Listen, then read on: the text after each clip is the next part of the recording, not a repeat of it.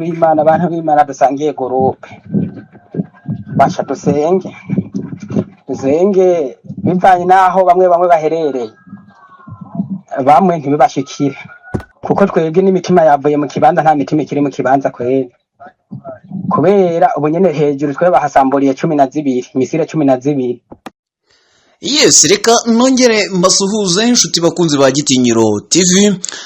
Twatangiye tubibumvisha mu byo mu majwi mutangiye mwumva mu kanya gato gaheze n'amajwi y'abasirikare b'abarundi bari ku rugamba barimo batabaza abahisi n'abagenzi, abatabaza Imana yo mu ijuru ngo batabare bakize 23.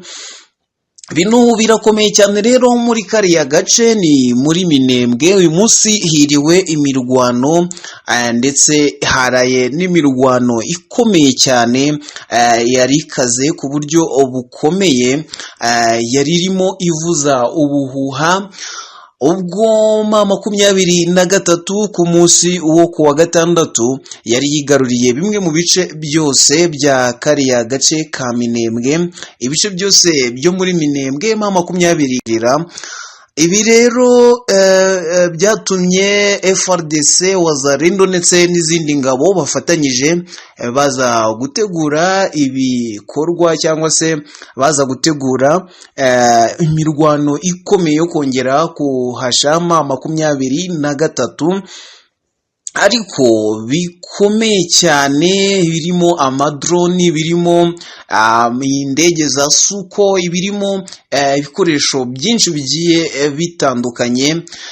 Ikindi cyabaye ku munsi w'ejo ni ukongera ingabo z'igihugu cy'u Burundi zikiyongera muri kariya gace, ni nyuma y'uko inyinshi zimaze kuhagwa. Ikindi kandi cyagaragaye muri kariya gace ni uko ingabo mbabarire z'u Burundi zikomeje kunanirwa kariya gace k'imisozi miremire ko muri Minembwe, kubera ko ugereranyije n'ikirere cy'Ibujumbura ndetse no mu Gitega ni ibirere bibiri bitandukanye, cyangwa se klima zaho ziratandukanye. Hariya muri Minembwe ni ahantu haba ubukonje bwinshi, mu gihe muri Bujumbura cyangwa se mu Gitega cyangwa mu tundi duce baba bavuyemo tw'u Burundi ari ahantu hashuha cyane. Ibyo rero bikaba biri kugira ingaruka nyinshi ku basirikare b'abarundi, bakaza kunanirwa ikirere cya hariya, bigatuma baza no kugwa mu ntambara ari benshi. Twababwiye inkuru z'uko bari no mu bantu bagwa cyane ku rugamba ugereranyije n'Abazalendo, ugereranyije na FARDC, ugereranyije n'abacanshuro ndetse n'indi mitwe igiye yihuje ngo irwanye 23. Ibi rero byaje gutuma Perezida w'u Burundi Neva yongera izindi ngabo hariya muri kariya gace.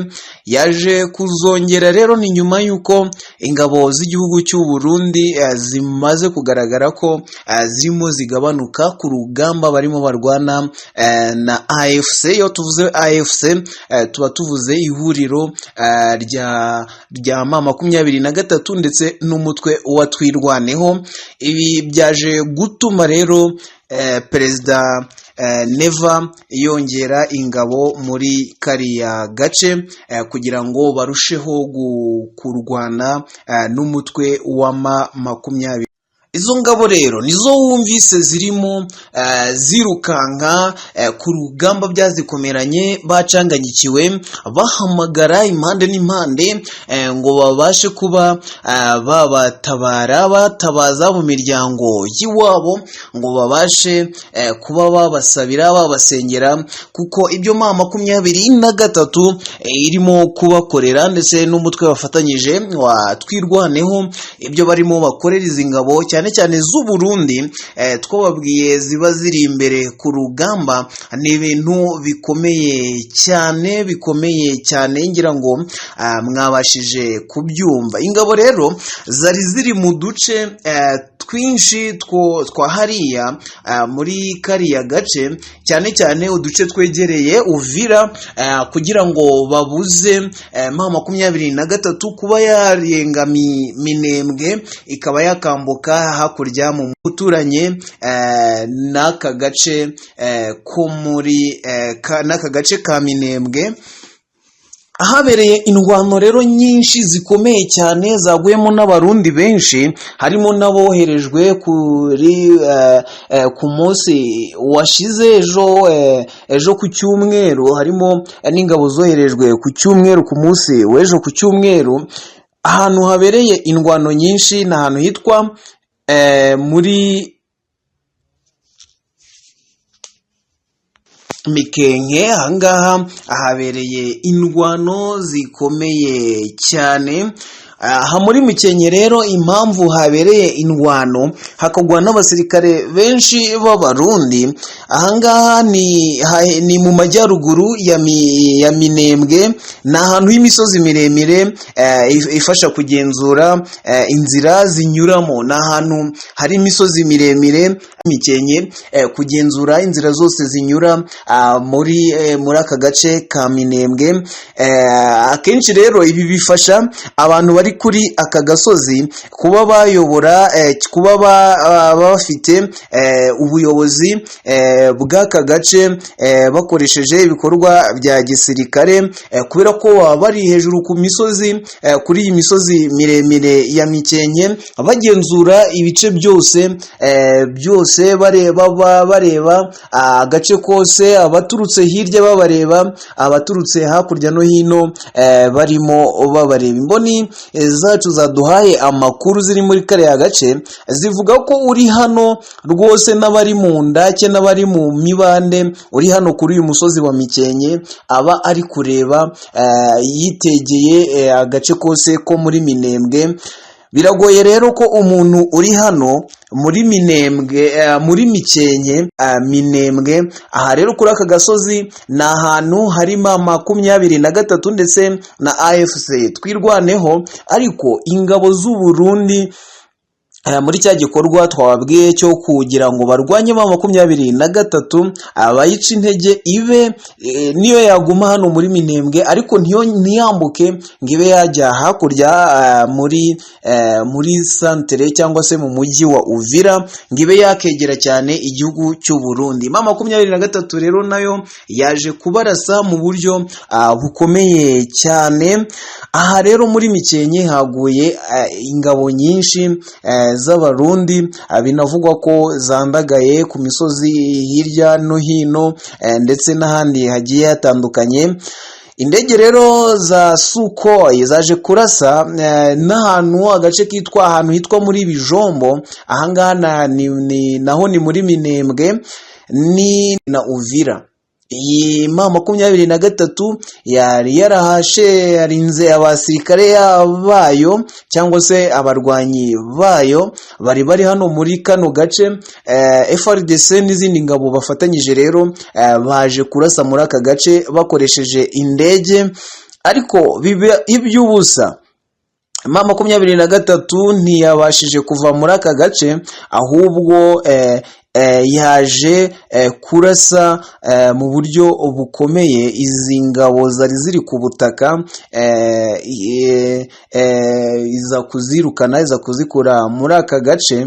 Ikindi hari uburyo barasa drone bakoresheje izi mbunda zisanzwe, ku bw'amahirwe bakaza kuba bayirasa bakayihamya cyangwa se bakayitesha aho yari igiye kugwa, ntaba ari higwa, ikagwa nko mu mashamba, ikagwa nko mu aka ni agace muri Bijombo. Ni ahantu umuntu uhafite abagenzura ikiyaga cya Tanganyika ndetse areba no muri Uvira neza. Niyo mpamvu ahangaha hagombaga byanga byakunda gushirwa imbaraga kugira ngo habe hari icyakorwa kugira ngo barebe niba babasha kuhafata. ibi rero ntabwo byaje gukundira ingabo za FARDC ndetse n'ingabo z'abarundi, ahubwo haje kugwa cyane abasirikare bivugwa ko ari abazarendo, nibo baguye cyane muri aka gace ka Bijombo. Aka gace ni M20 igafite, bivuze ko irimo igenzura ikiyaga cya Tanganyika, ndetse uba witegeye neza muri Uvira, ubuhareba ku buryo rukomeye cyane. Rero iyi ngendo zijya n'iziva, ubuzima busa n'ubwahagaze, ndetse no kwambuka uva Uvira ujya hakurya mu gihugu cy'u Burundi nabyo ni ibintu bikomeye cyane. Ubucuruzi bwambukiranya imipaka hariya muri kariya gace, usibye no kuri uyu mupaka wa Uvira n'igihugu cy'u Burundi, n'umupaka uriya mupaka uhuza igihugu cy'u Burundi na Kongo, nawo ntabwo uri gukora muri aya masaha muri iki gitondo. Ahandi hantu ari naho habereye ibintu byinshi cyane, ariho mwumvise bari abasirikare batabazaga birukanka ku buryo bukomeye, bari ni ahantu hitwa muri Kamombo. Ni ahantu hitwa muri Kamombo, iri mu majyepfo ya Minembwe. Ahangaha rero ni mu majyepfo ya Minembwe. Ahangaha yaje kuharasa ku buryo bukomeye cyane, iharasa ikoresheje misile. Abantu baje kuvuga bati M23 irimo irakura hehe ibikoresho, irimo irakura hehe imbaraga. Yaje kuharasa rero ukoresheje misile. Mwabyumvise mu majwi, abasirikare b'abarundi bari bashowe muri aka gace bonyine. Ahangaha baje kuharasirwa ku buryo bukomeye, ari nabo wumvise bataka cyane bavuga bati ibintu byadukomeranye, ibintu byadogereye, ni ukuri turababaye ku buryo bukomeye. Ahandi habaye intambara ikomeye cyane, ahantu byari bikaze bikomeye cyane, ariko bikomereye ingabo impande zombi, haba kuri M23 FARDC, FDLR n'abandi bafatanyije barwana n'uyu mutwe. Abangaba nabo ahantu hitwa muri Ruhinamavi habereye intambara ikomeye cyane. Ahangaha haguye abasirikare benshi cyane, haba ku ruhande rwa M23 ndetse no ku ruhande rwa FARDC haguye abasirikare benshi cyane ku buryo bukomeye, kuko M23 yarwanishaga ibirwanisho bisanzwe irwanisha, harimo imbunda, ndetse humvikanyemo n'imbunda zikomeye M23 yagiye ikoresha muri kariya gace ka Ruhinamavi. Ahandi hantu habaye intambara ikomeye cyane, habaye kurasana gukomeye cyane muri iri joro, ni ahantu hitwa muri Kiziba ya kabiri. Habereye ibintu bikomeye cyane, aho abaturage rwose babashije bava muri kariya gace. Utundi duce rero twagiye tubamo imirwano myinshi ikomeye cyane, ni ahantu hitwa muri Rugezi. Ahangaha naho habereye intambara ikomeye muri Kivumu, muri Kawera na Kabara. Aho ngaho naho habereye kurasana gukomeye cyane hagati y'impande zombi. Ariko muri iki gitondo biratangazwa ko M23 n'ubundi ifite kariya gace ka Minembwe. Ariko kandi ubwoba buracyari bwose kuri perezida w'u Burundi General Neva, ndetse na perezida Felix Antoine Tshisekedi wibereye muri Leta Zunze Ubumwe za Amerika, aho yajyanye n'ikipe ye muri kiriya gihugu, yagiye kwifanira ikipe ye muri kiriya gihugu. abaturage b'abarundi rero ku rugamba ko ibintu bibakomeranye, barimo bariruka bagata ibikoresho, bagata imirambo ya bagenzi babo.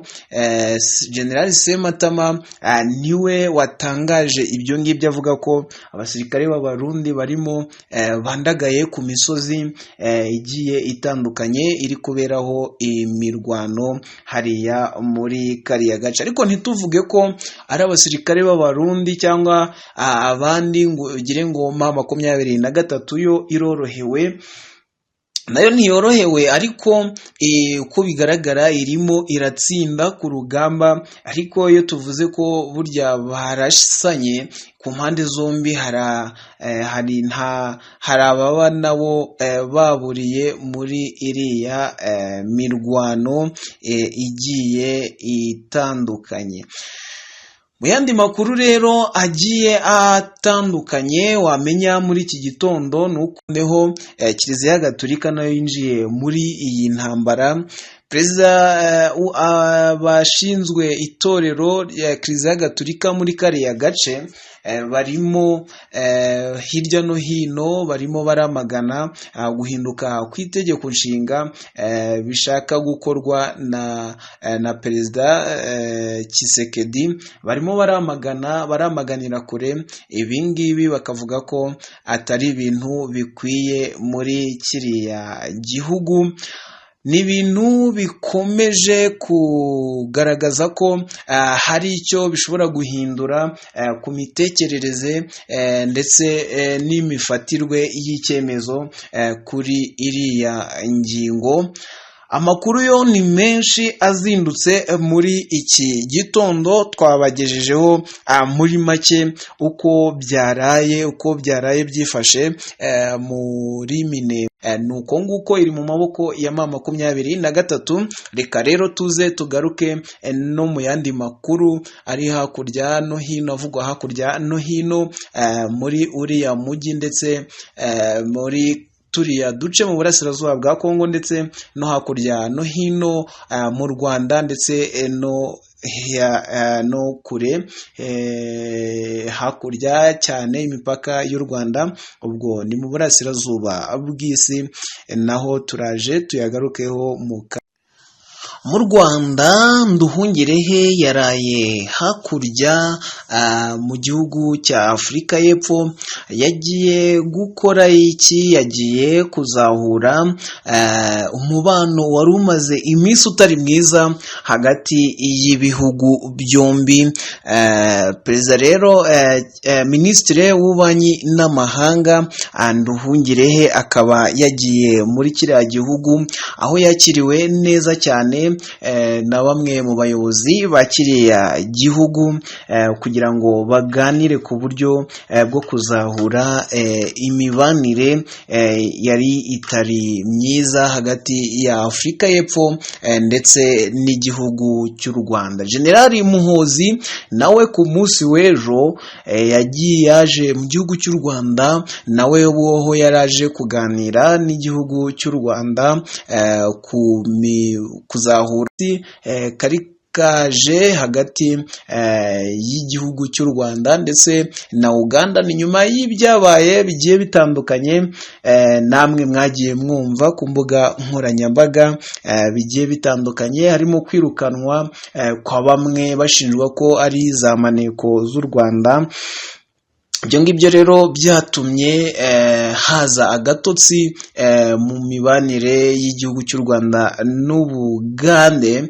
Muhoozi rero akaba urugendo rwe mu gihugu cy'u Rwanda ari icyo rwari rugambiriye kuzahura imibanire myiza y'igihugu cy'u Rwanda ndetse na Uganda. Uyu rero Minisitiri w'Ububanyi n'Amahanga nawe muri karita nziza ya politike yo kubana neza n'ibihugu by'amahanga, Afurika y'Epfo rero yasebeye cyane mu burasirazuba bwa Kongo, yaje kurwanamo n'umutwe wa M23, nyuma bakaza gutsindwa, bakaza kunyura mu gihugu cy'u Rwanda bahawe inzira n'igihugu cy'u Rwanda bakanyuzamo ibikoresho ndetse nabo bakanyura mu gihugu cy'u Rwanda kugira ngo bave muri kiriya gihugu, dore ko M23 yari yabakupiye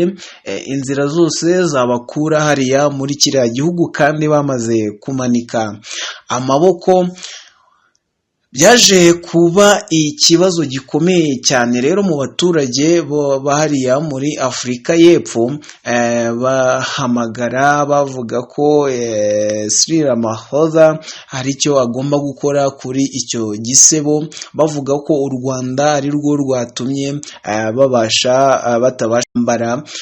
Rero uyu byaje gukurura n'impaka ndetse no mu badepite no mu nteko rusange y'abadepite hariya muri kiriya gihugu. Bamwe bati tugomba kwihimura ku Rwanda, abandi bati oya sibyo, siko politike bikwiye kugenda, muri politike bikwiye kugenda. Iyo rero Nduhungirehe yagiye hariya muri kiriya gihugu kugira ngo banoze imibanire myiza y'ibihugu byombi, haba igihugu cy'u Rwanda ndetse n'igihugu cya Afurika y'Epfo. Rero biraza gutanga iki, bivuze iki, ni irihe somo bitanga kuri Felix Antoine Tshisekedi urimo abangaba mu minsi yashize bari ku ruhande rwe barimo barwana ku ruhande rwabo, ariko uyu munsi bakaba bagiye kugirana imibanire cy'u Rwanda. Ni ibintu byiza cyane abanyarwanda dukwiye kwishimira ko dufite ubuyobozi n'abayobozi bakina politike neza kandi mu buryo bwiza bugezweho. Ibindi bikomeye ejo mu nkuru twagiye tubagezaho zigiye zitandukanye, twabagejejeho inkuru yo mu gihugu cy'u Burundi, aho hari ibikorwa bikomeje kugaragara ko bikomeje kwangirika. Ni nyuma y'inkongi z'umuriro zigiye zitunguranye zibasiriye kiriya gihugu. Ejo mwarabyumvise ko ububiko bw'imbaho bukomeye cyane bwo muri hariya muri Bujumbura, ahantu hitwa muri Sefa mu isoko ry'imbaho hariya muri Bujumbura, hahasha ndetse n'ibintu bikomeye cyane, imitungo ikomeye cyane, aho kuri radiyo hariya muri Bujumbura baje kuvuga ko bari bafite imitungo hariya muri iriya soko ryahiye, ngo bamwe na bamwe bahise bajya kwa muganga kwipimisha imitima, abandi ngo bakaba batari bashoboye kuvugana n'itangazamakuru ryabatungaga amamikoro. Abaturage rero muri kiriya gihugu bamwe na bamwe bagiye baduha amakuru, bakaba bavuga ko izi nkongi z'umuriro ahanini mu ibanga rikomeye bikorwa n'abantu bafite aho bahuriye na M23 ndetse n'abandi bantu bifite aho bihuriye n'iyi ntambara yo hakushira hatabaye inkongi y'umuriro kandi ikomeye kandi ikibasira bimwe hamwe mu hantu hagiye hakomakomeye. Nagira ngo mbabwire ko nta gihe gishize habaye inkongi y'umuriro ikomeye, inkongi y'umuriro ikomeye cyane mu kigo cya gisirikare. Ariko ntaragera aho ngaho mu kigo cya gisirikare, ndagira ngo nkumvishe uburyo ibi bintu bidakwiye gukerenswa cyangwa se ngo abe ari ibintu byo kuvuga ngo umuntu abirenze amaso. Nk'ubu ku itariki 7 Gicurasi, ubwo ni mu kwezi kwa 5 2026, isoko rya Kinama riri mu majyaruguru ya Bujumbura zaratwitse, hajemo inkongi y'umuriro, haca ibicuruzwa byinshi mbere y'uko hasha ibikoresho byinshi. Ku itariki 7 Gicurasi 2026 isoko bagiye babona rifashwe n'inkongi y'umuriro, ni mu mujyi, ni mu majyaruguru y'umujyi wa Bujumbura. Ariko kandi hadaciyeho igihe ku itariki 31 Werurwe 2026 ejo bundi mu kigo cya gisirikare cya Musaga, aho naho hadutse umuriro mu bubiko bw'amasasu, ugakurikirwa n'iturika rikomeye ryahitanye nibura abantu 13 rigakomeretsa n'abandi benshi. Ibi ngibi ntabwo ari ibintu byo kumva nyine ngo hite ubirenza amaso, kukibiba muri Bujumbura, kukibiba ahangaha kunuza ku bigo bya gisirikare, nawe ni ibintu byo kwibazaho. Abenshi bati ni abaturage batishimiye, badakunze, batanejejwe n'uburyo ayoboye igihugu, ariko kandi n'ibyemezo afata byo kohereza abana babo bagapfira mu gihugu cya Kongo, naho bakamwereka ko batabyishimiye. Mu buryo rero bwo kwigaragambya, ni ukwigaragambya kirundi rwose, bagatwika, bagahitamo gutwika bimwe cyangwa se hamwe mu hantu hagiye hakomakomeye. Uyu munsi rero hari hagezweho ni ahantu hitwa muri Sefa. Ku munsi w'ejo haje gufatwa n'inkongi y'umuriro, haza gushya ibintu byinshi cyane bigiye bitandukanye. Amakuru yo ni menshi azindutse ni menshi avugwa hirya no hino ku isi. Gitinyiro TV iba yaraye ibashakira amakuru kanye. Mu yandi makuru azindutse kandi akomeye, ku munsi w'ejo hari ibikorwa byari byateguwe mu mujyi wa Goma byo gutangiza imyigaragambyo ikomeye. Ni ibintu byaje guhoshwa nuko hari umwe mu bayobozi bakomeye ba M23 waburijemo iyo myigaragambyo yo kwamagana Perezida Felix Antoine Tshisekedi, ndetse no guhamagarira umutwe wa M23 kuzatangaza repubulika nshya mu gihe cyose itegeko nshinga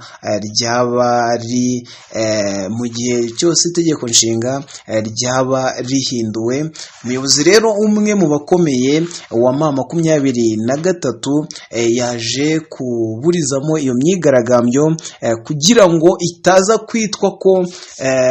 kwitwa ibindi bwa Kinshasa cyangwa se no kwa Perezida Felix Antoine Tshisekedi, itaza kwifashisha iyo myigaragambyo ikaba yahindura imvugo cyangwa se message aba baturage bashakaga gutanga. Avuga ko bakwiye kubyihorera kugeza igihe byaba bigaragariye ko Felix Antoine Tshisekedi akomeje uyu mugambi mubishya wo guhindura itegeko nshinga. Andi makuru, tubagezaho amakuru agiye atandukanye buri saha uko ishize.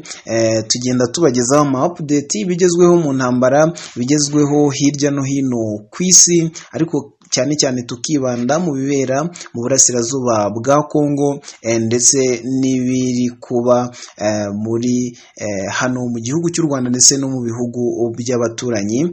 TV ni Gitinyiro TV, kugira ngo umunsi ku munsi cyangwa se isaha ku isaha uko dushizeho amakuru nawe ajye ahite akugeraho 5 kuri 5. Reba ibumoso bwawe muri iyi video, urebe ahantu handitse subscribe, niba utarayikora ukoreho, ariko kandi nawe wayikoze tugushimiye tugushimiye uwo mutima mwiza wagize wo kudutera inkunga ikomeye yo kutwereka ko wishimiye amakuru tuguha. Mukomeze mujye mubana natwe, mukore share, subscribe and comment kugira ngo dukomeze natwe tugire imbaraga zo kubashakira amakuru. Mu kanya gato turabagezaho n'andi makuru akomeye, gira amatsiko yo kumenya ngo noneho mu kanya niki tugiye kubagezaho. Umunsi mwiza.